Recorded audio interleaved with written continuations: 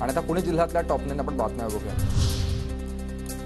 लोकसभा निवडणुकांसाठी पुण्यात 39 तर शिरूर मतदारसंघातून 32 उमेदवार रिंगणात। दोन्ही मतदारसंघात चौथ्या टप्प्यात 13 मेला मतदान पार पडेल। पुणे विमानतळाच्या नव्या टर्मिनलवरून लवकरच उड्डाण होणार। दिल्ली कार्यालयामधून अंतिम मंजुरी मिळाल्यावर लवकरच विमान टेक ऑफ होणार। पुणे जिल्ह्यातील कामगारांना मतदानासाठी भरपगारी सुट्टी द्या। जिल्हाधिकाऱ्यांचे निर्देश।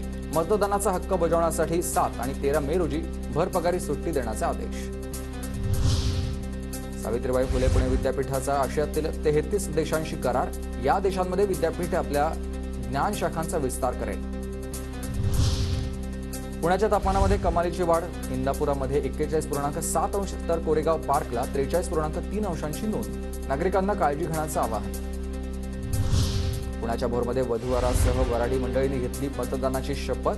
खेड शिवापुरामधील विवाह सोहळ्यात सामाजिक संदेश।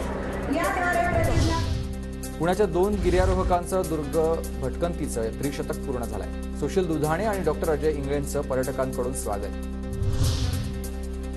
पुण्याच्या कोळवडी गावामध्ये विहिरीचं खोदकाम करताना एका कामगाराचा जागीच मृत्यू, एक गंभीर जखमी। क्रेनची वायर रोप तुटल्यानं अपघात। पुण्याच्या शिरूर तालुक्यातील शिंदेवाडी गावामध्ये बैलगाडा शर्यती दरम्यान 2 कुटुंबात हाणामारी। घटनेमध्ये जखमी झालेल्या युवकाचा मृत्यू। पोलिसात गुन्हा दाखल।